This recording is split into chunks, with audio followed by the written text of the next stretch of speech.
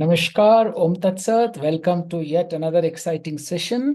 और आज का सेशन थोड़ा यूनिक और थोड़ा अलग होने वाला है, क्योंकि आज हम अक्षर ब्रह्म योग में बात कर रहे थे पिछले दो सेशन से, which is all about the अधिभूत अधिदैव अधियज्ञ एनर्जी, जो अभी बात करनी शुरू ही करी थी हमने।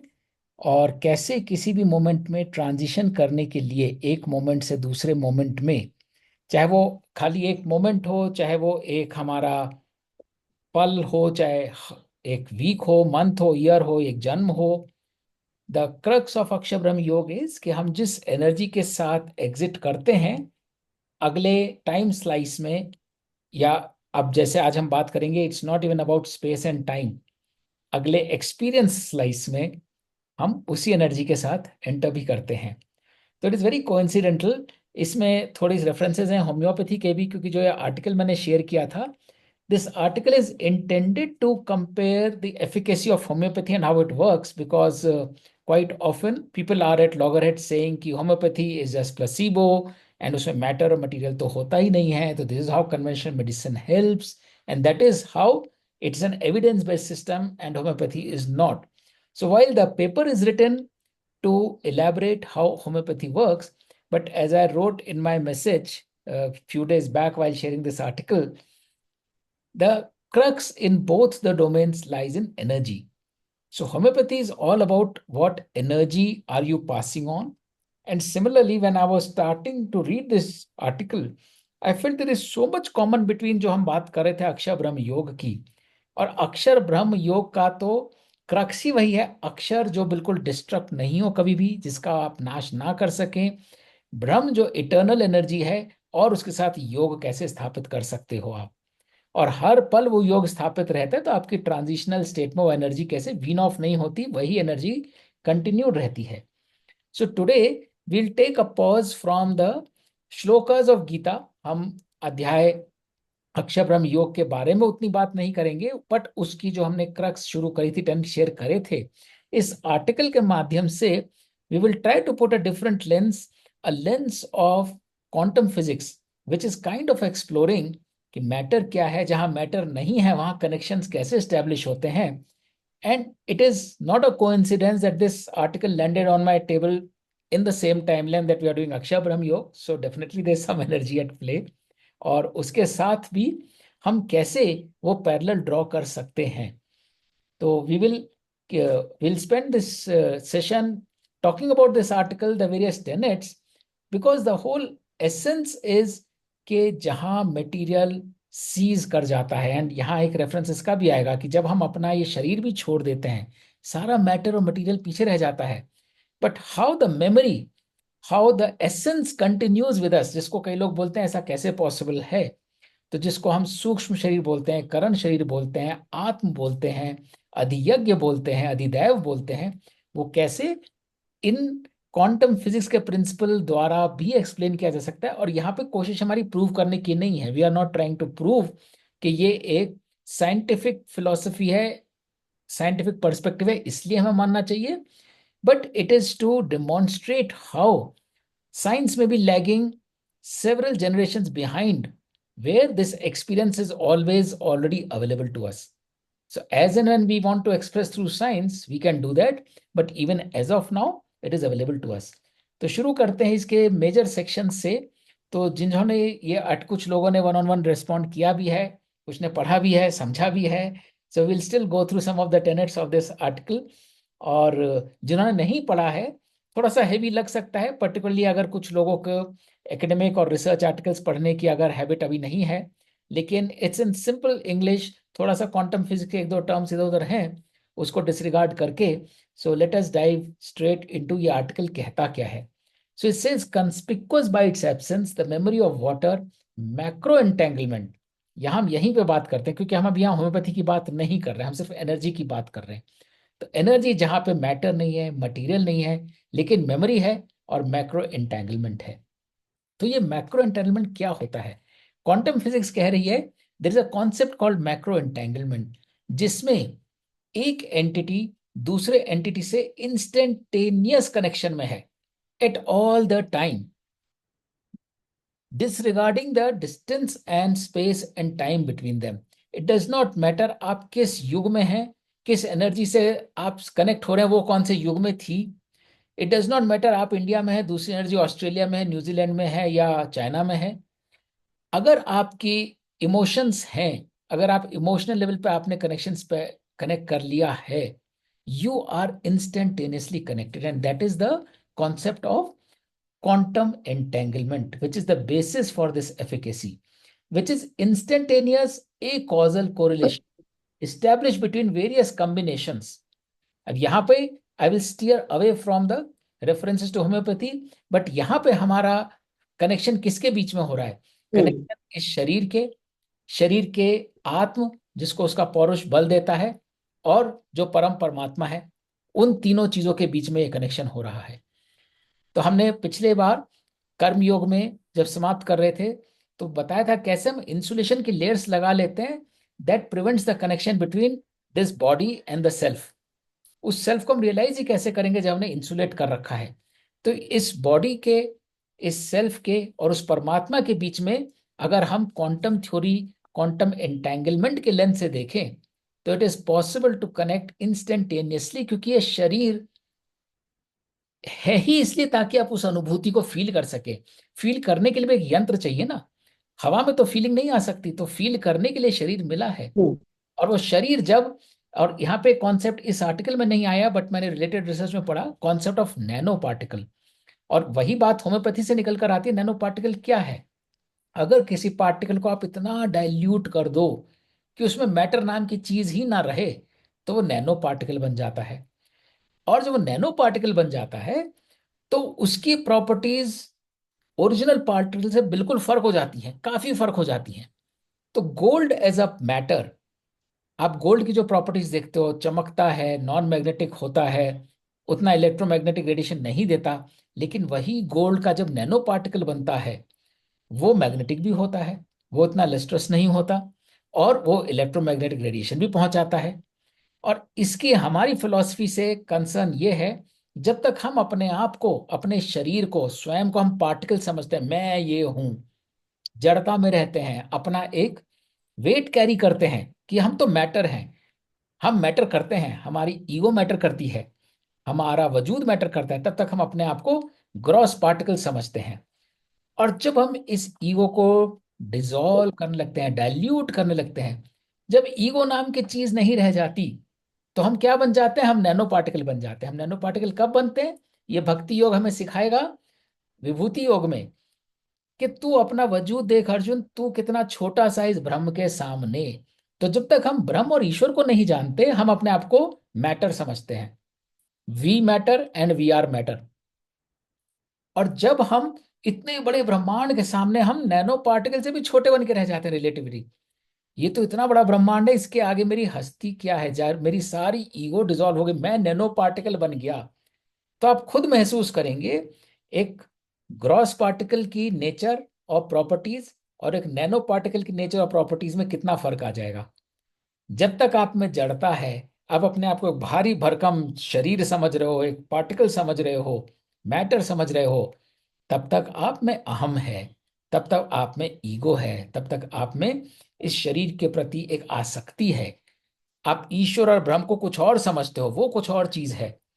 और जैसे ही आपने ये सारा ज्ञान के द्वारा चिप कर करके जैसे हम डाइल्यूट करते जाने अपनी ईगो को, हमने अपने आप को नैनो पार्टिकल बना दिया. अब हमारी प्रॉपर्टीज क्या हो गई? I am a nano particle, I am radiating anywhere and everywhere, जो कि मैं मैटर होके नहीं बन सकता था. नैनो पार्टिकल होते ही मेरी प्रॉपर्टीज बदल गई, मेरी आसक्तियां बदल गई या गायब हो गई, मेरा नजरिया बदल गया. So this is the difference between classical lens of looking at the world, which is, as this article says, Newtonian and Einsteinian, which is all about material objects, which is the concept of materiality. तो अगर हम hardcore classical science के lens से देखेंगे, we are an organism, we are a body, we have cells, we have blood, we have bones, we have muscle, we have tissue, we have so many things, we have. But that can only take us that far. And the moment we switch our lens from classical science to quantum the neoclassical, then we are no longer we have this, we have this, we have this. Then we are beyond the matter. तो जो classical science है वो बोलते हैं universe is real, it can be observed, it is predictable and no matter can travel faster than the speed of light. ये science के classical सिद्धांत हैं। तो जो साइंस बैकग्राउंड से नहीं भी है वो इतना तो समझते हैं कि साइंस इज एविडेंस बेस्ड, हर चीज का प्रूफ लेबोरेटरी में टेस्ट करो, प्रूव करो, एंड जो आपने प्रूव किया है दैट बिकम्स रियलिटी। जो प्रूव नहीं कर पाया उसको हम कहते हैं रियलिटी नहीं है, पहले प्रूव करके दिखाओ। और इसलिए जो न्यू क्लासिकल है, जो क्लासिकल साइंस नहीं है, वो ये कहता है कि there is a interaction which is non local correlation, उसका आपकी लोकेशन से मतलब ही नहीं है।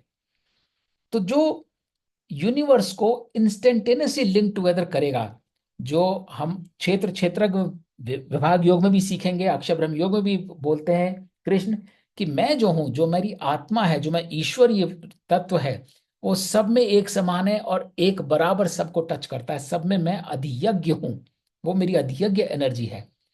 That means everything is universe is instantaneously linked together in a vast holistic matter energy network of interacting fields which transcends ordinary concepts of space and time. ये exactly article से verbatim मैंने sentence उठाया है, and this verbatim applies to हम क्या हैं, हम matter energy fields हैं, instantaneously connecting with anybody and everybody across space and time. हम, क्योंकि हम खुद ही बोलते हैं आत्मा हमारा क्या है, अध्याय 1 में हमने बोला we are a result of all our previous existences and seed of all our future existences. तो हम जो आज सोच रहे हैं वो हम अपनी 3 लाख साल या 3 लाख मिलियन साल बाद की एग्जिस्टेंस से भी हम आज कनेक्टेड हैं, तभी वो एग्जिस्टेंस बनेगी जैसा हम आज सोच रहे हैं। और इसी प्रकार जो हम करोड़ों वर्ष पहले थे वो एनर्जी रिजल्ट किया है हम आज क्या है। So we are instantaneously always in connection with our past, with our future. जो क्लासिकल थ्योरी है वो कहती है यूनिवर्स तो एक जैसा है, जैसे मैंने ऑब्जर्व कर लिया वैसा ही ऑब्जर्व होगा, जो यहां वैलिड है वो कहीं और भी वैलिड होगा। अगर ग्रेविटी नीचे पुल करती है किसी और प्लेनेट पे भी ग्रेविटी नीचे पुल ही करेगी। एवरीथिंग इज फिजिकल एंड हेफोर्स इट इज ऑब्जर्वेबल, और एक्सपेरिमेंट वैलिडेट्स थ्योरी।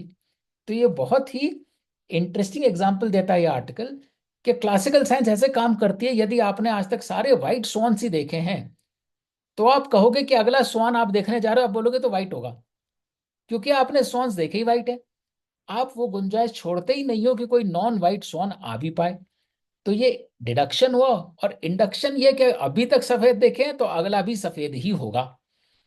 तो यही क्लासिकल साइंस की लिमिटेशन है कि यदि अभी तक हमारी समझ इतनी है कि एवोगेड्रोस नंबर क्रॉस हो गया तो पार्टिकल नहीं है, मैटर नहीं है तो कुछ कंडक्ट हो ही नहीं सकता, मटेरियल प्रॉपर्टीज आ ही नहीं सकती, तो हम वो चीज जो हमने अभी तक एविडेंस के सामने प्रस्तुत नहीं करी है वो हमारे हिसाब से हो ही नहीं सकती। पहले एविडेंस लाओ फिर बात करना, जबकि एविडेंस इटसेल्फ हमारी समझ से ही हो रही है ग्रो।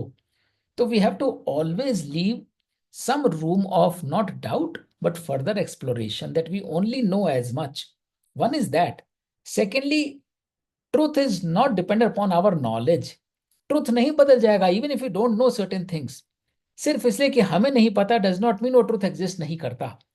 तो अगर हमने आज तक ब्लैक स्वॉन्स नहीं देखे इसका मतलब ये नहीं कि ब्लैक स्वॉन्स एग्जिस्ट नहीं करते। जो रिडक्शनिस्ट साइंटिफिक थ्योरी है, they generally overlook or incapable of considering the process of abduction. Reduction और एब्डक्शन में फर्क क्या है? The theory of reduction says जो अब तक मैंने ऑब्जर्व किया है उसका सम एंड सब्सटेंस ये है और इसीलिए मैं वो हूं जो मैंने ऑब्जर्व किया है। एब्डक्शन बोलता है जो मैंने ऑब्जर्व किया वो मैटर ही नहीं करता, it does not matter what I know, I am not, my knowledge is not constrained by whatever I have seen. My knowledge is open to whatever I may not even know, but which may exist. तो इसीलिए जो evidence की बात है वो कहता है कि only basis for facts is telling what is true and what ever you feel is not true. So feelings, emotion, intuition की कोई जगह नहीं है, and that is the fallacy. तो अब धीरे धीरे आगे बढ़ते हैं कि ये अधिभूत, अधियज्ञ, अधिदैव एनर्जी में कैसे ट्रांसलेट होते हैं कॉन्सेप्ट्स। जो हमारे ऑब्जर्वेशन है वो हमारी इंद्रियों पर डिपेंड करते हैं, हमारी ज्ञानेंद्रियों पर डिपेंड करते हैं, हमने सेंस क्या किया है। लेकिन सेंस करने के बाद हमने इंटरप्रेट क्या किया है वो डिपेंड करता है हमारे बिलीव्स, हमारे अजम्पशंस और हमारी अपनी कंडीशनिंग पे। सेम सिनेरियो है सामने, लेकिन अगर मैं कुछ और तरह से पला बड़ा हूं तो मेरे को वही सिंबल जो है कुछ और समझ में आ रहा है, चाहे सामने कुछ दिखाई दे रहा है। और इसीलिए हम हमेशा जो भी ऑब्जर्व करते हैं, it is a factor of उसे ऑब्जर्व कौन कर रहा है। It is very important. So the observation is not different from the observer. What we observe is a direct result of who is observing, and that is the quantum entanglement. हम ये नहीं कह सकते कि ये हम है, ये ब्रह्म है, ये ईश्वर है, ये बाकी यूनिवर्स, और हम उसको अनुभूति कर रहे हैं, हम उसको समझने की कोशिश कर रहे हैं। जब तक हम उसको अपने से अलग मानेंगे, तब तक हमारे बायसेस उसको मानने में पल्यूट या करप्ट करें कैपेसिटी रखते हैं। और जैसे ही हम उसको कनेक्टेड समझेंगे, मैं उससे अलग नहीं हूं, then I will become one, जिसे हम सोहम बोलते हैं, सह अहम। I am that, that is me, and that is the quantum entanglement we are talking about. तो जो अधिभूत, अधिदैव और अधियज्ञ एनर्जी है, इसके तीन एक्टर्स हैं। एक मटीरियल एक्टर है। मटीरियल हाँ एक्टर है हमारा शरीर। हमारा शरीर मटीरियल एक्टर है जो उस एक्सपीरियंस को सेंस कर रहा है, क्योंकि एक मटीरियलिटी चाहिए, बिना उसके आप सेंस कैसे करोगे। लेकिन वो मटेरियलिटी इटसेल्फ कुछ मायने नहीं रखती है। वो मटेरियलिटी एग्जिस्ट करती है एक कैरियर के थ्रू। वो कैरियर है हमारा आत्म, हमारा पुरुष, जिसकी बात हम अक्सर करते आए हैं। हमारा ये शरीर बिल्कुल बेकार है जब तक इसमें आत्म नहीं है। हम देखते हैं ना, जब तक आत्म नहीं होता उस शरीर की कोई वैल्यू नहीं है। एक बार आत्म चला जाता है फिर शरीर की कोई वैल्यू नहीं रहती।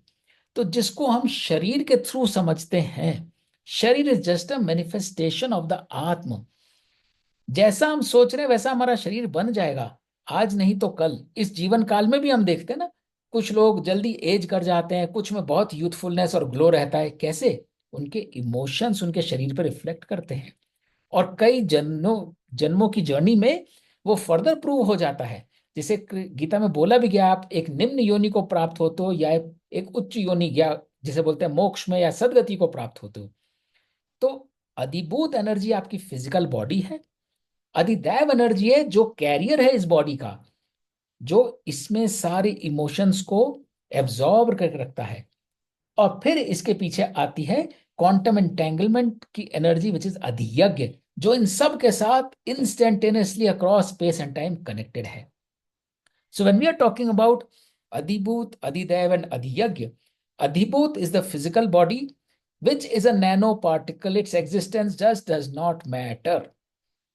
Depending upon how strong, how vital the Adhidev energy is, the Atma is, the Purush is, the Adhibhut will be more thriving. जितना आपका आत्म सबल होगा, सशक्त होगा, उतना आपका शरीर स्वस्थ होगा, उतना आपका शरीर अपना स्वधर्म निभाने में केपेबल होगा। शरीर अपने आप में नैनो पार्टिकल है, शरीर को हमें महत्ता देनी ही नहीं है।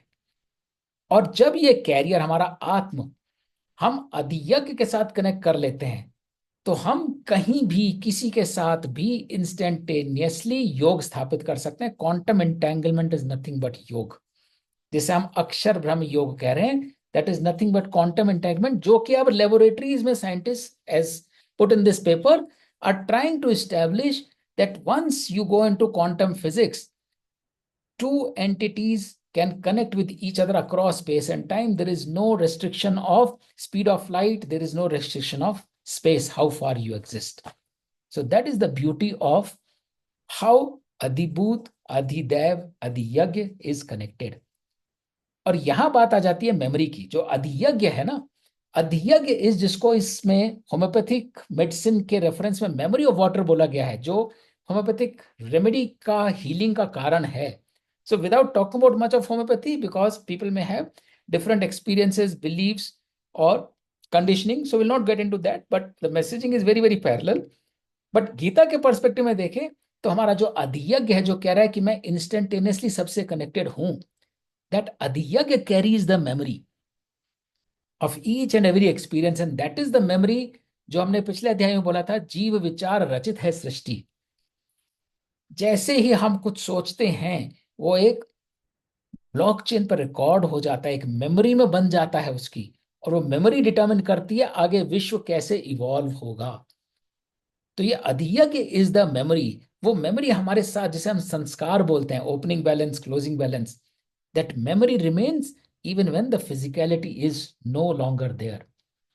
तो ये इस आर्टिकल में भी लिखा हुआ है कि it turns out that these quantized instability fluctuations can serve the highly unusual function of lifting quantum properties out of their confinement into our macroscopic world of bulk material properties। बहुत ही खूबसूरत बात लिखी है, थोड़ी कॉम्प्लेक्स लिखी है, break करके बताता हूं कि जो क्वांटाइज्ड इंस्टेबिलिटी है, जिसको हम बोल रहे हैं कि क्वांटम एंटेंगलमेंट है, it has the ability to lift the quantum properties out of the macroscopic physical body. आपने इस फिजिकल बॉडी से जो कर्म किया है, ये क्वांटम एंटेंगलमेंट, ये योग जो है, ये हमारी फिजिकल बॉडी से कर्म खींच लेता है, उनकी मेमोरी बनाकर उनको स्थापित कर देता है हमारी अगली एग्जिस्टेंस में। जस्ट एज क्वांटम एंटेंगलमेंट में ये जो फ्लक्चुएशंस हो रहे हैं क्वांटम इंस्टेबिलिटी के, ये मटेरियल मैटर में से क्वांटम इंस्टेबिलिटीज को पुल आउट करके और दूसरे एंटिटी के साथ कनेक्ट करवा देते हैं। तो फिजिकल साइंटिफिक लेवल पे ये कॉम्प्लेक्स फिनोमिनन है जो लेबोरेटरीज में स्टडी किया जा रहा है, लेकिन इसको स्पिरिचुअली और फिलोसॉफिकली देखें तो बात वही बोली जा रही है। हम एक एक कर्म जो कर रहे हैं, किसी को खाना खिला रहे हैं, किसी मच्छर को ऐसे करके मार रहे हैं, किसी को खिड़की से घूर घूर के देख रहे हैं, एक एक थॉट जो है वो हमारे शरीर में से क्वांटम एंटेंगलमेंट की कैपेसिटी विड्रॉ करके, डिसॉल्व करके वहां स्थापित कर रही है जहां उसकी मेमोरी क्रिएट हो रही है, और वो मेमोरी से फर्दर प्रकृति क्रिएट हो रही है। That's the beauty of this concept. तो इट इज नॉट, जैसे यहां लिखा है, it is not the matter which is healing, it is not the composition that matters, it is the structure that matters. This is the crux. ये matter नहीं करता आप किस चीज के बने हुए हो, आप में मैटर क्या है, ये मैटर करता है कि आपका स्ट्रक्चर कैसे इवॉल्व हो रहा है, आपके भाव कैसे हैं, आप बाकी सबसे कनेक्ट कैसे हो रहे हो। इट इज इमटेरियल, आप में कितना गोरापन है, कालापन है, मोटापन है, पतलापन है, जड़ता है, चेतनता है। इट मैटर्स जिस भी अवस्था में आप हो, आप उसको रिस्पॉन्ड और कनेक्ट कैसे कर रहे हो। It is not the matter, it is the not the solution composition, it is a solution structure.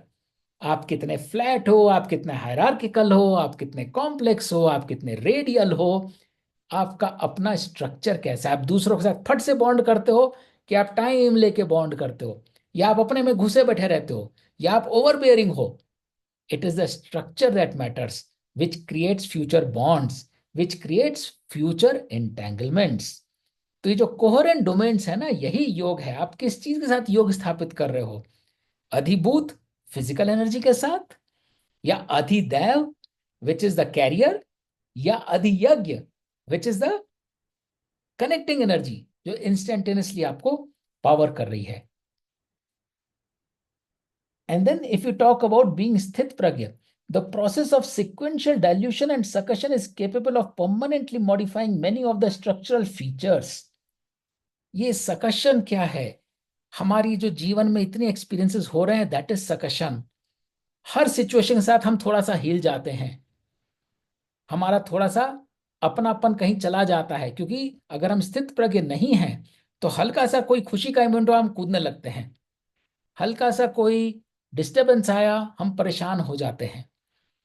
तो ये जितना हम हिलते डुलते हैं और परेशान हो जाते हैं, उतनी हमारी सेल्फ ऑर्गेनाइजिंग की कैपेसिटी वीकन हो जाती है, उतना हम कम एकसम होते हैं, उतना कम स्थित प्रज्ञ हो पाते हैं। तो जितना स्ट्रांग हमारा योग होगा, उतनी हमारी स्थित प्रज्ञता ज्यादा होगी, उतना हम विचलित कम होंगे अपनी सिचुएशन से। तो ये बोलते ना, हमारे जीवन में सुख दुख क्यों आ रहा है, वो सुख दुख is nothing but that suction. सुख दुख is to make us vibrate differently and see whether we are vibrating in resonance और we are vibrating out of tune with आत्मा। तो जितना हम इन इवेंट्स के थ्रू एक सम होके, बैलेंस होके निकलेंगे, उतनी हमारी वाइटैलिटी और बढ़ती चली जाएगी। So this entanglement is said to occur when the parts of a system are so holistically matched. Measurement of one part of the system instantaneously provides information of the other part. तो जो हम योग की बात कहते हैं, physically वो बोल रहा है क्वांटम फिजिक्स में, जैसे आपने एक पार्ट को ऑब्जर्व किया, वो क्वांटम एंटेंगलमेंट आपको दूसरे पार्ट के बारे में सब कुछ बता देता है। जिन दो एंटिटीज के बीच क्वांटम एंटेंगलमेंट है, उनकी फ्रीक्वेंसीज मैच कर जाती हैं। इसी प्रकार जैसे ही आपकी वाइब्रेशन एक लेवल पे मैच कर गई, यदि आपका ब्रह्म के साथ योग स्थापित हो गया, ईश्वर के साथ स्थापित हो गए, आप एक सम हो गए, आप ईश्वर को प्राप्त नहीं करना चाह रहे, आप ईश्वर के साथ हो, तो जैसे ही आप अपने आप को अनुभव कर रहे हो, आप ईश्वर को अनुभव कर रहे हो। आपको और ईश्वर को बीच में कोई भेद नहीं है। और यही दूसरा कॉन्सेप्ट आता है कॉम्प्लीमेंटेरिटी का। एक है क्वांटम एंटेंगलमेंट, कि आप कनेक्टेड हो, और दूसरा है कॉम्प्लीमेंटेरिटी का। कॉम्प्लीमेंटेरिटी का मतलब यह है कि जिस सीक्वेंस में आपने इवेंट्स किए हैं, दैट सीक्वेंस मैटर्स। आप पहले आसक्ति रखते थे और उसके बाद आपने आसक्ति छोड़ दी, उसका आउटकम कुछ और होगा। और पहले आप आसक्ति नहीं रखते थे और बाद में आप आसक्ति रखने लगे, उसका आउटकम कुछ और होगा। Unlike science, 7 plus 2 minus 5 and 7 minus 5 plus 2 will give you the same result. Not in quantum physics. अगर 7 plus 2 9 कर दिया और आप 5 डाउन हो गए, you will end up somewhere else. और अगर ओपनिंग बैलेंस 7 था, आप पहले -5 में चले गए, फिर आप जरा सा +2 है, you will end up somewhere else. It is not linear science. It is not linear mathematics. Complementarity यही बताता है, जिस सीक्वेंस में, इसीलिए तो मुक्ति की बात कही जाती है। इट डज नॉट मैटर आप पहले कितने पापी थे, यहाँ पे मैथमेटिक्स नहीं हो रहा, अलजेब्रा नहीं हो रहा। आप कितने भी पापी रहे हो, आपने एक सेकेंड वो अनुभव कर लिया, अब आपका एंड आउटकम ऑब्जर्वेशन कुछ और है। You are in different state, you are liberated. इसीलिए तो बोलते हैं आप में कुछ विकार थे, गुस्सा आता था, लालच आता था, भेदभाव आता था, ज्ञान प्राप्त हुआ, सब छूट गया। छूट गया तो डज नॉट मैटर कितना आता था, अब छूट गया। ज्ञान इतना सा था, लेकिन जो छूट गया, फाइनल आउटकम, आप मुक्त हो गए। अब आपको क्रोध नहीं आता, अब आपको लालच नहीं आता। Now you can not discriminate. It does not matter how worse, how badly you discriminated earlier. And the converse is also true. आपको पहले नहीं आता था, कोई छोटी सी घटना हुई, मन में डाउट हो, अब आप डाउट करने लगे, आप डिस्क्रिमिनेट करने लगे। डज नॉट मैटर आप पहले कितने पवित्र और एलिवेटेड सोल थे, बड़े पुण्यात्मा रहे होंगे, अगर आज आप छोटी सी चीज पे डाउट करते हो, आप मुक्त नहीं हो सकते। So the concept of quantum entanglement and complementarity is the scientist's method of understanding how quantum physics is trying to explain what is happening in the ecosystem around us. But similarly, when we talk about Aksha Brahm Yoga, and जिसकी हम बात आगे continue करेंगे गीता के श्लोकों में, कृष्ण पक्ष और शुक्ल पक्ष, आप कौन सी स्टेट में हो, that state determines your next outcome. It does not matter how long it lasted और व्हाट हैपेंड फर्स्ट। अगर आप मुक्त हो गए तो आप मुक्त हो गए, अगर आप दूषित हो गए तो आप दूषित हो गए। You have to continuously do your karma to go to the next level. You can not rest on your laurels. And the answer one obtains on performing two observations totally depends upon who is observing. So what you observe is largely a function of who is observing. तो आप अगर doubt के साथ गीता पढ़ रहे हो, आपको फायदा इसलिए नहीं होने वाला क्योंकि आपकी स्टेट है मेंटल स्टेट ऑफ डाउट। आप उसको क्वेश्चन ज्यादा कर रहे हो रादर देन एब्जॉर्ब ज्यादा कर रहे हो। अगर आप फेथ के साथ कर रहे हो, क्यूरियोसिटी के साथ कर रहे हो, सात्विक भाव से कर रहे हो, you will see different meaning out of the same tenets, same shlokas. और यही साइंस बोलते हैं हीसनबर्ग्स अनसर्टेनिटी प्रिंसिपल, जो एटलीस्ट मेरे को अपना ध्यान है, मैंने भी क्लास 11-12 में पढ़ा था। You can not observe an electron. The moment you throw light, a photon strikes an electron, the behaviour and the path of electron changes. And this is what it means, आप ईश्वर को अपने से अलग होके ऑब्जर्व नहीं कर सकते हो। आपको ईश्वर को अनुभूति ही करनी होगी, आपको ईश्वर को एहसास ही लाना होगा। आप ये नहीं कह सकते ये मैं हूं, वो ईश्वर है, ये ईश्वर ऐसा है। आप ईश्वर को साकार रूप दे ही नहीं सकते। जैसे आप उसे एक साकार रूप देंगे, वो उसका ईश्वरीय रूप रहेगा ही नहीं। बाय डेफिनेशन ईश्वरीय रूप इज बियॉन्ड साकार।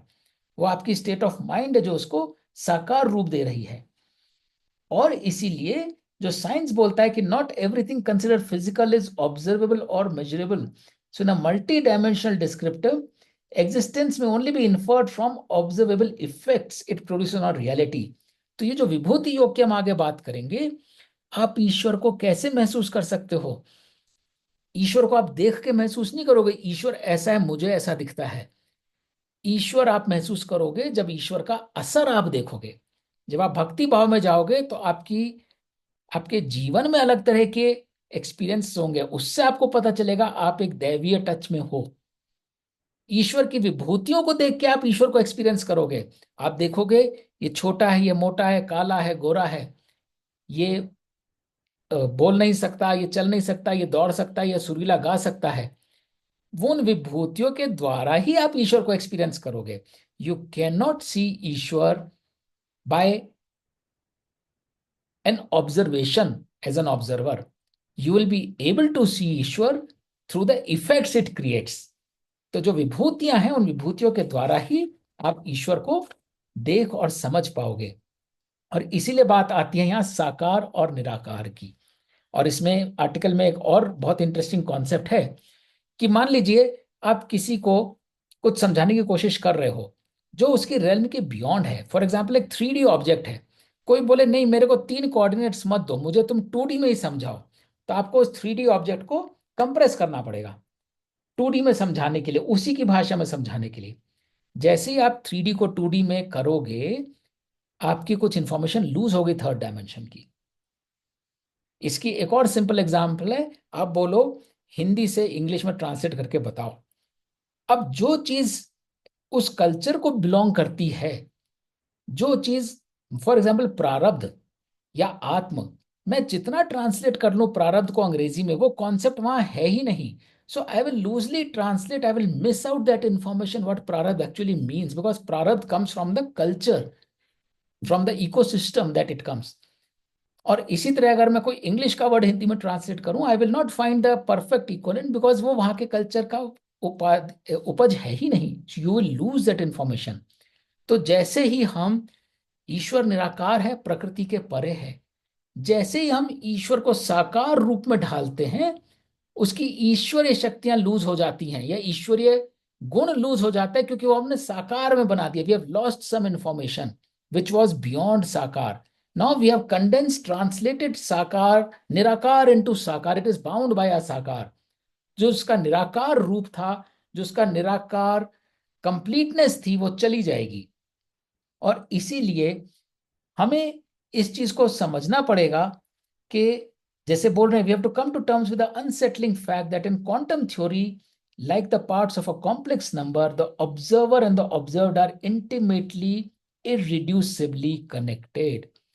आपको ट्रांसलेट नहीं करना है ईश्वर कैसा होता है, that sentence does not exist.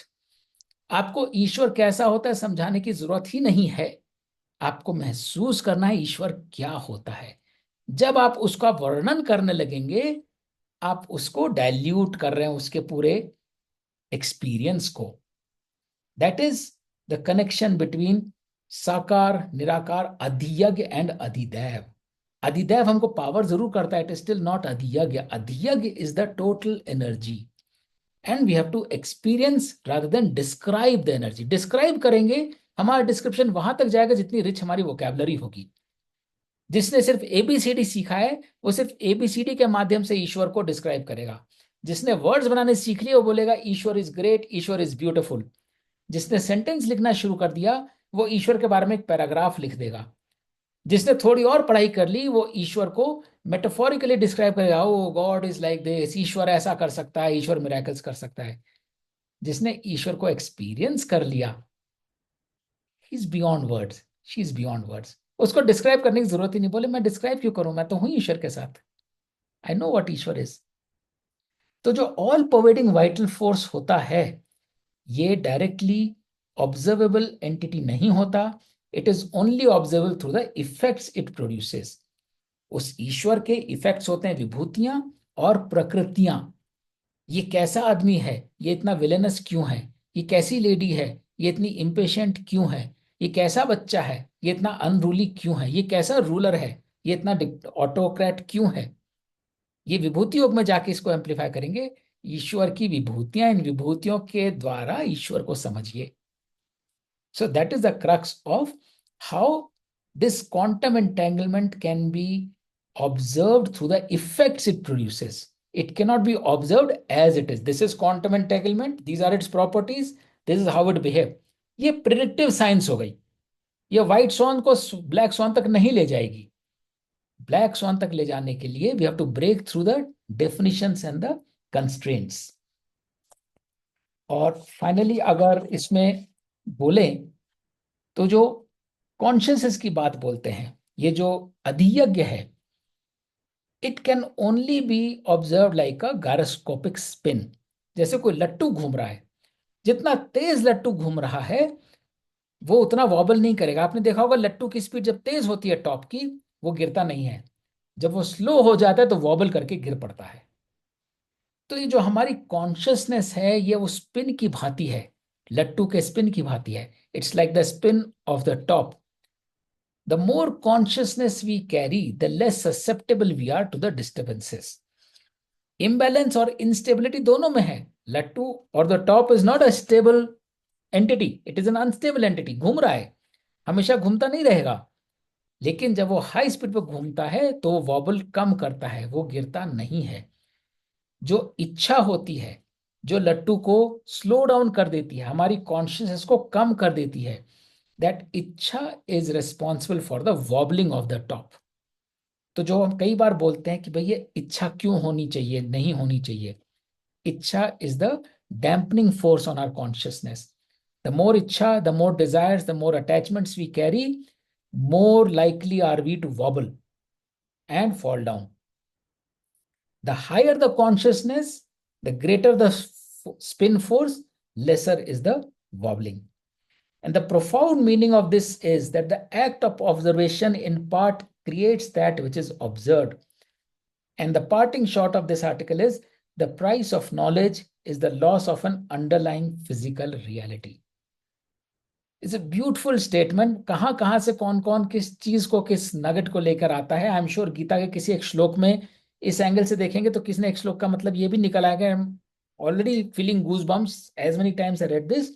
Price of knowledge is the sense of loss of underlying physical reality.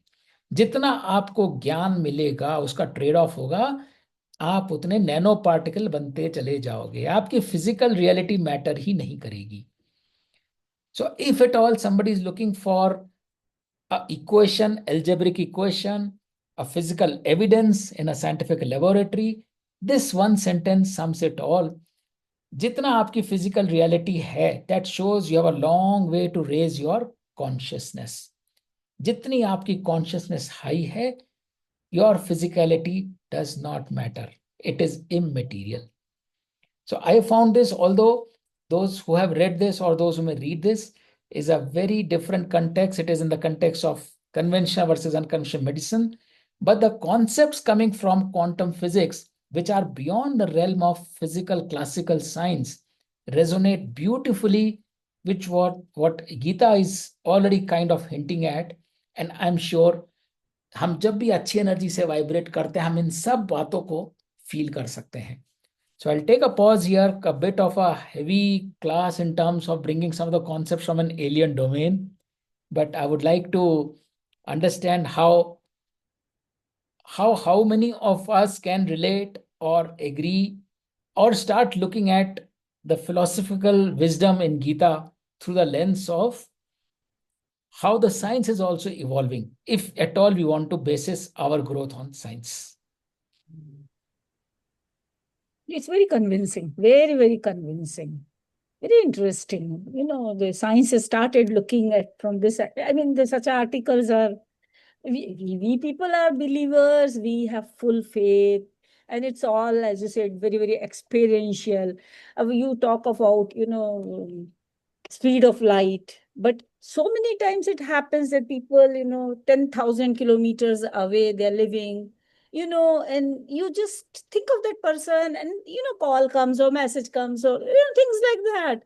So we, all of us have experienced it. So we are pretty convincing. But it's interesting. It's really nice. But I enjoyed thoroughly, and I love that part. The structure matters. It's not a composition. So this is how it is.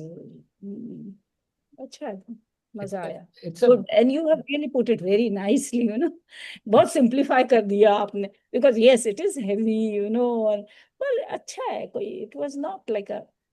I mean, don't get into that very complicated things, but yes. basic science जिसने पढ़ा है, it is one can really understand and relate to it. बहुत I मजा आया. found And so for sharing it. I found so many nuggets screaming out of this article, and जो मेरे को लगा नैनो पार्टिकल, तुम अपने आप को नैनो पार्टिकल समझो, देखो तुम्हारा बिहेवियर चेंज हो जाएगा. तुम आपको हैवी वेट समझो और तुम देखो तुम्हारा लेंस कैसा है, पर्सपेक्टिव कैसा है. तो वो several जैसे आप बोलते लाइट लाइट लाइट लाइट होते जाओ, वही बात. हाँ, अंकित इज पिचिंग इन. या yes, Sanket. So, ये जो मैंने मैसेज किया this was because यही I don't know why the same thing had appeared to me to read about quantum physics कि कुछ तो लिंक है. मैं कुछ दिन से इसके बारे में ही सर्च कर रहा था, कुछ एग्जैक्ट ऐसा नहीं मिला. So what they mentioned was कि when a subatomic particle is observed, it behaves differently. If it is not observed, it behaves differently. When passing through a slit, if it is observed, it behaves like a particle. If not observed, it behaves like a wave. That's right. ये quantum physics. So what they concluded was that means our consciousness is making the particle behave differently. ये तो physics का है. तो यहाँ से when I read this, यहाँ से I wanted to get into this कि बात कर रहे हैं, फिर आपने ये topic this particular thing that when a particle is observed, it starts behaving differently. ये तो physics में proven है. इतना तो प्रूव कर चुके हैं, 20 साल पहले कर चुके हैं. वही so this was very fascinating to me. और मैं ठीक से सर्च कर रहा था कि particle को कैसे पता होगा. I don't know, मतलब अंकित physics सॉरी, is not आपकी my आवाज expertise. अंकित आपकी आवाज So थोड़ी sorry, गड़बड़ कर actually. रही है. If you can probably stand in one position, it might help. Yes. Much So better. I don't know. It just happened. और कल आपने यही टॉपिक लाया exactly. मैं यही कुछ दिनों से इसके बारे में ही देख रहा था. Quantum entanglement. Yes, quantum physics basically. नहीं How does it explain this consciousness? तुम सोच रहे थे और ये आर्टिकल मेरी टेबल पे आया और मैंने शेयर किया. That is quantum entanglement. I swear ये जो मैं आपको फिजिक्स बता रहा हूँ, ये I mean मेरे को फिजिक्स में कोई बैकग्राउंड नहीं है. I mean I just read this because I was randomly searching for this.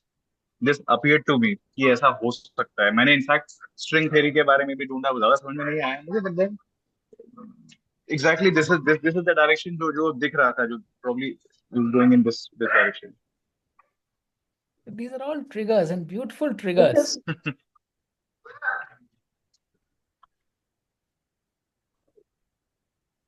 Nice.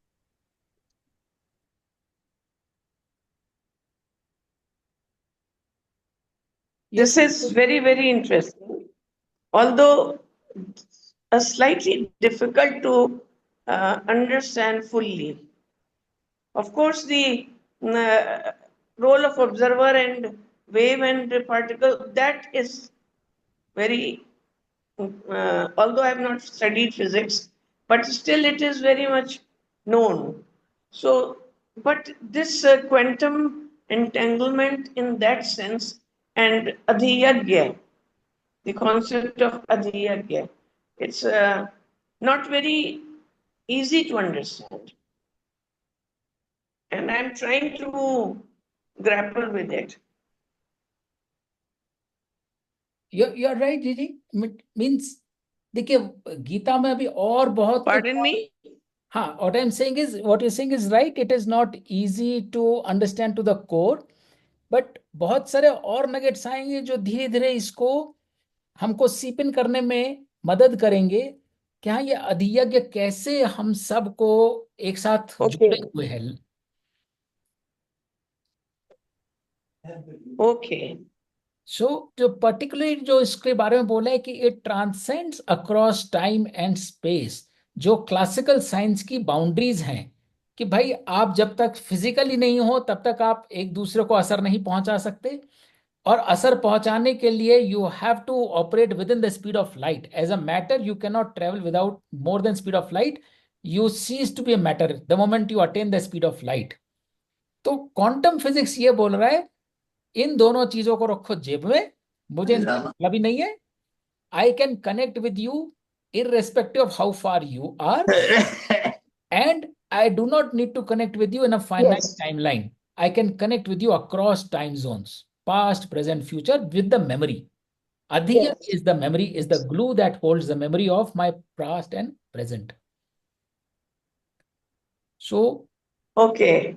those As a psychologist, I do believe that you can connect with someone who is far away in space and time. Ji. And it has been sort of proven also in other spheres. But Adhyagya, to connect it with Adhyagya and quantum, what do you call it? Entanglement. Entanglement is the new concept for me. And therefore, I'm trying to, and it seeps in. Yes, it will hopefully. Learn it. It's new for all of us. Like Right. the way एक और it appeared, it was new to me as well. हाँ अंकित. एक और concept बताता हूँ sir. Sorry my son is playing array, बच्चे लोग शोर मचा रहे हैं थोड़ा. That's So okay. medicine में we know about the concept of placebo, how it works. उसके ऊपर स्टडीज हुई हैं. इट इज नर्स पेशेंट को बोलती है कि मैं आपको मॉर्फिन इंजेक्शन लगा रही हूँ, और ये बोल के अगर वाटर इंजेक्शन भी देती है जस्ट मिनट, तब भी वो इंजेक्शन काम करता है. So medicine know it works, but you don't know how it works.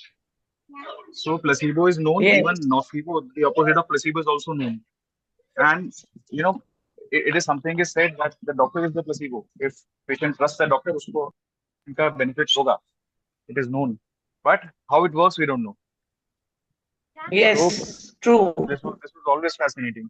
There are studies, yes, there are studies where you pray for someone and he starts getting better. So that is some kind of what do you call it? Quantum entanglement, बिल्कुल. I believe. Maybe.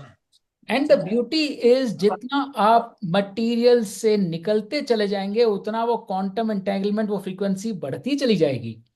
Materiality is the only boundary, contrary to conventional science which says ज्यादा उपचार चाहिए, ज्यादा material दो. ये कहता है material से बाहर निकलो. It is not the composition that matters, it is the structure of the composition that matters. आपका स्ट्रक्चर कैसा, आपकी भावनाएं कैसी हैं. सो prayer, love, compassion, sympathy, forgiveness. This is the structure of the Atma. Does not matter आप में protein, carb और material क्या भरा हुआ अंदर.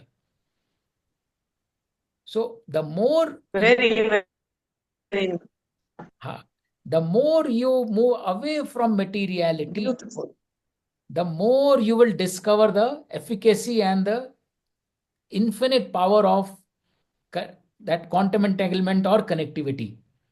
हम वो कनेक्टिविटी को महसूस नहीं कर पाते क्योंकि हम ही ने अपने आगे बाउंड्री क्रिएट कर रखी है. हम डिफरेंट टाइम जोन में हम कैसे बात करें भाई. This statement disconnects even while we are talking. हम एक दूसरे को फोन करके अगर ये बोलें भाई नहीं हम इसलिए बात नहीं कर पाए क्योंकि हम डिफरेंट टाइम जोन में हैं, मटीरियली कनेक्ट होते हुए भी वी आर डिस्कनेक्टेड. और अगर आप मटीरियली कनेक्टेड नहीं हो but you're constantly thinking and you are in their thoughts, they are in your thoughts, you are connected, that energy is there with you. So there's a very beautiful reading that came out. Avinash, Yeah. Yes, Raj, good to see you. thank you. Sorry, I missed last few months बहुत travel था, but glad to be back. मुझे ये thought मेरे mind में चल रहा है कि कलेक्टिवली जिस तरफ एज कम्युनिटी हम लोग सोचने लग जाते हैं या किसी फीलिंग से अपने आप को रिलेट करने लग जाते हैं, चाहे वो झूठी ही क्यों ना हो. मेरे माइंड में कोई कंक्लूजन नहीं है, लेकिन जो फीलिंग्स सोशल मीडिया प्रोपोगेट करता है, चाहे वो झूठी ही क्यों ना हो, तो we can move in a wrong direction as a society as well. So, because our thoughts, our feelings, all those things are now entangled at the communal or social level. तो उस केस में ये ज्यादा important हो जाता है कि हम लोग डिस्क्रिमिनेट कर पाए कि सच क्या है और झूठ क्या है, सही क्या है और गलत क्या है। सॉरी, मैं ऑल तो मेंशन नहीं करना चाहता, पर बिना मेंशन करे शायद मैं क्लियरली कम्युनिकेट नहीं कर पाऊंगा। जैसे बहुत सारे लोग डोनाल्ड ट्रम्प को के झूठ को बिलीव करते हैं। वो हर हर रोज कोई ना कोई झूठ बोलता है और पीपल उसको फेथफुली बिलीव कर रहे हैं, जिसकी वजह से, जो कि फैक्ट्स पे बेस्ड नहीं है, अगर फैक्ट सर्च करे जाए तो सोसाइटी एक गलत डायरेक्शन में चलती जा रही है। और दुनिया, instead of becoming integrated, we are creating more silos and we are erecting more walls with each other. I don't know where this thought is going, but I feel there's a meaning. I need to follow through this chain of thought. Ki there is something more beyond it, which is that we have to stop and pause and be able to discriminate, spend more time to discriminate and determine what is right and what is wrong before blindly following something faithfully which is not true, or a person who is misleading us. That is quite possible. राज, अगर आप अपना थोड़ा सा अच्छा सा चेहरा भी दिखाएंगे और बेटर होगा। यार, मैं अभी उठ के आया हूँ, सीधा बिस्तरे से उठ के आया। चलो ठीक है, however you are एक comfortable. सेकंड। नहीं। अरे तुम तो इतने हैंडसम दिख रहे हो यार, सुबह सुबह बिस्तर से उठ के इतने हैंडसम दिखते हो, तो फिर तैयार होके तो अलग ही नूर आएगा आपके ऊपर। यार, मैंने अभी ब्रश भी नहीं किया, सॉरी टू से दैट। नहीं, बहुत हैंडसम दिख रहे हो आप। Good morning to you. और देखो, ये सारे द्वंद तो आएंगे ही, चाहे वो विभूति डोनाल्ड ट्रम्प के रूप में सामने आए, चाहे किसी झूठ के तरह, चाहे किसी फरेब की तरह सामने आए। होता क्या है, ये सारे जिसे हमने सकर्षण बोला, these are all experiences which are meant to quote unquote traumatize you, destabilize you. तो जितना आप अपने स्वधर्म को पहचानते हैं और उससे जुड़े हुए हैं, आप एक साक्षी भाव से इनको देखेंगे। You will not attach yourself either way, कि सपोर्ट कर रहे हो या निगेट कर रहे हो, बिकॉज आपको कहीं ना कहीं ये गाइडिंग बीकन मिला हुआ है। पर जहां वो फेथ नहीं है, जहां वो कॉन्शियसनेस नहीं है, वो लट्टू के जैसे, that is when people fall into that trap of somebody misleading, because these are external influences on us. So if our consciousness level is not high, if you are thinking immediately he's a leader which help us win, what is he saying, we have to support him. If we see, okay, this is my territory, it is helping me, so we have to support him. If you have vested interests or agendas, that means आपकी consciousness कम है, आप vowel हो जाओगे, you will fall prey to those communications. और यदि आपकी consciousness थोड़ी elevated है, you can see through the flag, you can see कि हाँ, ये एक एजेंडा है, ये हेड फेक है, ये ट्रुथ नहीं है। That is when hopefully you और others who carry that energy will be able to compound it more and more and create the counter effect to basically counter that fake narrative या whatever it is. तो चाहे वो ये entity हो, चाहे वो situations हो, व्हाट इज इंपॉर्टेंट इज वो सिचुएशन आपके लिए क्या लेकर आ रही है, आप उस सिचुएशन में क्यों हो। There is a reason we are all witnessing it. So many other people lived before us and are no longer there, many others are yet to be born who are no longer witnessing this, we are witnessing this. वो हमारा प्रारब्ध बन के आए हैं, हम उनका प्रारब्ध बन के बैठे हुए हैं। So we have to only understand her situation में what is it that the situation is presenting us in front of for, and then see what we can do over this situation, and not that always we have to do something. Sometimes not doing itself anything is also the dharma. So ऐसा नहीं है कि सामने बाघ और हिरण दिख रहा है तो हमें एक को बचाना ही है और एक को खाना देना ही है। जो क्लासिक कई बार एथिकल डिलेमास में लोग सवाल पूछते हैं कि मैं बाघ को खाने दूं या हिरण को बचाऊं। Sometime it is none of your business. Let the rules of the nature take over. तो कई बार क्या होता है, जब हम द्वंद देखते हैं उसमें पहले विष निकलता है फिर बाद में अमृत निकलता है। तो कई बार ये हमारा आजकल तो बहुत तमो प्रधान फेज चल रहा है, हर तरफ आप देख रहे हो। तो ये तरह तरह के विष निकलेंगे ही निकलेंगे जो हमारा प्रारब्ध है, और उन विषयों की कुछ छींटे हम पे पड़ेंगी, कुछ हमें सहन करने पड़ेंगे, कुछ का रिएक्शन होगा, कुछ को हम ओवर पावर कर पाएंगे। जब हम अपनी रेजिलियंस से उस पार पहुंचेंगे तब जाके शायद हमें अमृत मिलना शुरू होगा। When you are past that wish, that is my understanding of whenever we come across those situations. But happy to hear from others how others view, how Raj is saying कि भाई there are people you feel that they may be misleading, but then as a community we get swayed, we get influenced, or we get headed in the wrong direction.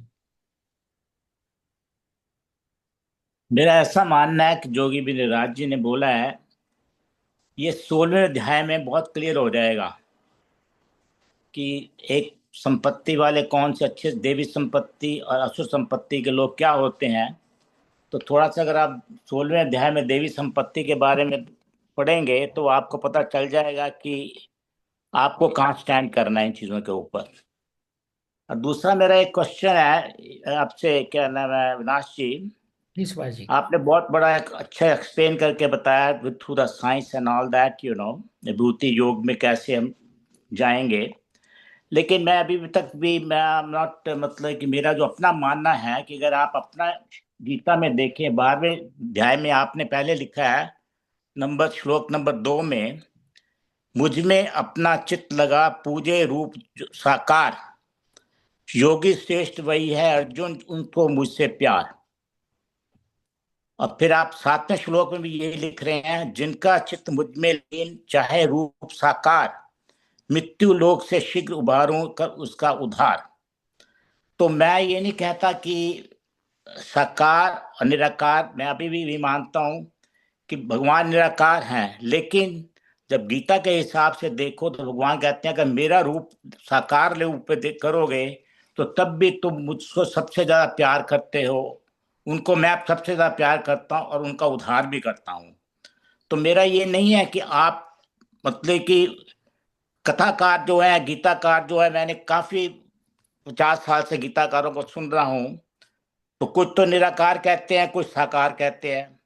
लेकिन साकार जब होते हैं, जब निराकार होते हैं, जब तो साकार जब भगवान उसमें लेते हैं, जन्म लेते हैं, तो वो निराकार जो है साकार रूप में आ जाता है। तो विभूति योग में भी आपको क्लियरिटी आ जाएगी सारा कुछ जाकर। बट 12वें अध्याय के श्लोक नंबर 2 और श्लोक नंबर 7 में आपने साकार वर्ड यूज किए हैं दोनों जगह कि भाई उनको मुझको प्यार, और वो मैं उनका उद्धार भी करता हूं। तो जो साकार को पूजते हैं, मूर्ति पूजा करते हैं, वो भी ठीक है, जो नहीं मूर्ति पूजा करते वो भी ठीक है। तो मेरे हिसाब से दोनों ही भगवान के अधिकारी हैं, चाहे साकार हो चाहे निराकार हो। तो मेरा अपना मानना है। पहले तो सुभाष जी जो आपने पहली बात बोली बिल्कुल स्पॉट ऑन बोली। चैप्टर 16 में जो राज ने सवाल पूछा उसका बहुत क्लियर आंसर, एक्चुअली बिल्कुल सटीक बात बोली आपने। चैप्टर 16 बहुत क्लैरिटी के साथ बता देता है कि दैवासुर संपदा कैसी होती है, दैवीय संपदा क्या होती है, आसुरी संपदा क्या होती है, और ये हमें अपने चारों तरफ देखने को मिलेगी। तो विभूति योग, दैवासुर संपदा योग हमें इस सब से बहुत अच्छे से हमारा इंट्रोडक्शन कराएंगे। सो वो क्लैरिटी और आएगी। वे डू वी स्टैंड, हम उस तरफ जाएं जहां पे आसुरी संपदा है या जहां पे दैवीय संपदा है। वो तो एक। जहां तक साकार निराकार है वो कंटेक्चुअल है। वो श्लोक इतना जरूर कह रहे हैं, जो मेरा साकार रूप पूजते हैं उनसे मुझको प्यार। बट कहानी यही खत्म नहीं हो जाती। साकार रूप पूजने में प्यार क्यों है? क्योंकि कम से कम वो ये एक्नॉलेज किया जा रहा है कि वो भक्ति की तरफ तो हैं, वो एक डिवाइन नॉलेज की तरफ। इट्स लाइक सेइंग कि आप क्वांटम एंटेंगलमेंट पढ़ तो रहे हो कम से कम, लेकिन सिर्फ क्वांटम एंटेंगलमेंट पढ़ के आप उसको एक्नॉलेज करो, ये आवश्यक नहीं है और वो लिमिट भी नहीं है। और वहां निराकार आता है। और यही बात मैं एग्जाम्पल दे भी रहा था कि जब मैं निराकार को साकार में ढालना चाहूंगा तो साकार में बहुत अच्छा वर्णन किया, परमात्मा का बहुत अच्छा उसमें विभूति आएगा, मन बहुत लगेगा, उसमें कुछ गलती नहीं है। लेकिन जैसे हमने बोला, जितना मटीरियलिटी को कम करते जाएंगे उतना उसकी पावर बढ़ती जाएगी। तो जितना साकार को भी कम करेंगे, निराकार की वो पावर हम ड्रॉ कर पाएंगे।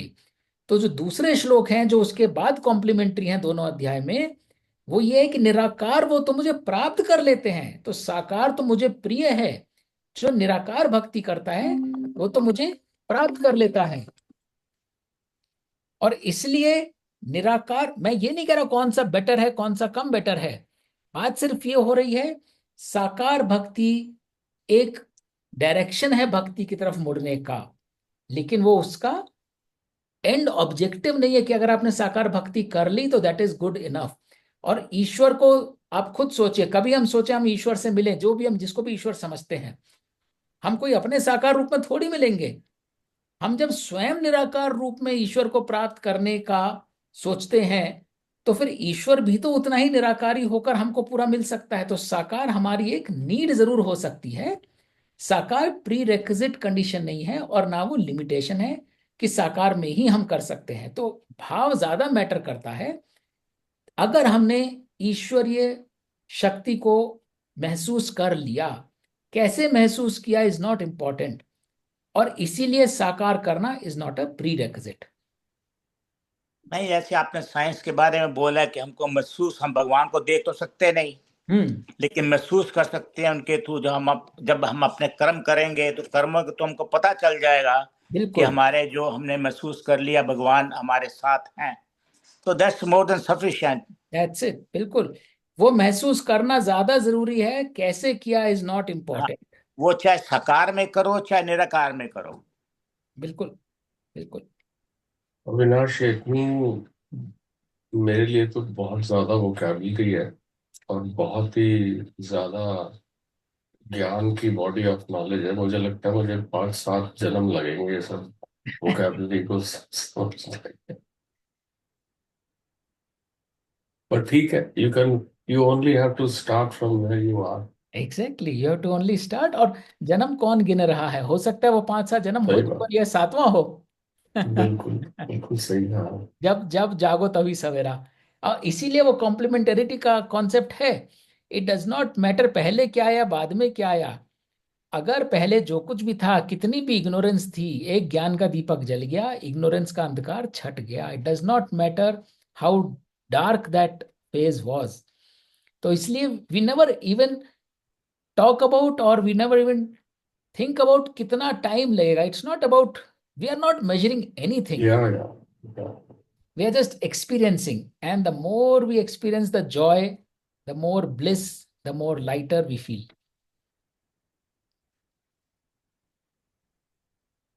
चलिए, so we had a great conversation. थोड़ा गीता के श्लोकों से हटके था, एक आर्टिकल आया किसी कंटेक्स्ट से आया, अंकित के दिमाग में कुछ आई सिमिलर थॉट। अंकित ने ही भेजा ये आर्टिकल, फिजिकली नहीं भेजा, अंकित की थॉट नहीं भेज दिया, अंकित ने सोचा और आर्टिकल मेरे पास आ गया और सबके पास पहुंच गया। तो Ankit, you are instrumental, thank you for that. और अगले हफ्ते फिर थोड़ा वापस आएंगे अक्षर ब्रह्म योग में। We will start our journey with, अभी शायद हमने 3 ही श्लोक पढ़े हैं उसके, but it's a very very profound अध्याय। और जितना उसके एक एक नगेट को समझेंगे उतना it will become easier, and we continue on this journey. Thank you everybody. ओम तत्सत, नमस्कार। Thank you. अंकित, वैसे मैं भी कुछ दिनों से एनर्जी के बारे में ही उस तरफ मेरा ध्यान जा रहा है। क्या बात है अंकित, यू आर सो पावरफुल। देखो, तुम इंडिया में, पुणे गोवा में बैठे हुए, तुमने यूएस में बैठे हुए राज साहब की एनर्जी हिला दी। बिल्कुल, मैं तो गिरने वाला हूँ कुर्सी से। Thank you Ankit. Quantum entanglement का इससे अच्छा प्रूफ क्या हो सकता है? हाँ, आप गिरने नहीं वाले, आपके कॉन्शियस बहुत अच्छे हो गए, वॉबल नहीं करोगे, यू विल बी स्टेबल। चलिए, okay, thank you everyone. Thank you, thanks नमस्कार, a lot. Bye bye, Yeah. Bye. मजा आया। Thank you. अच्छा लगा। Thank you.